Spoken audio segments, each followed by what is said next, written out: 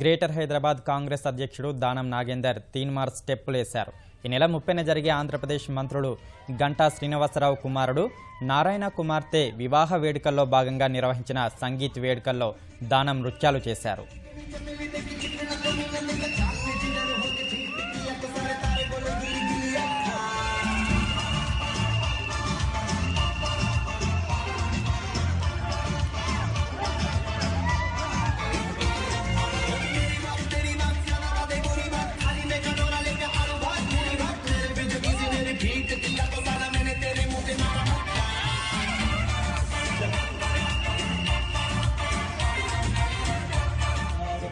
Was open to request all the photographers.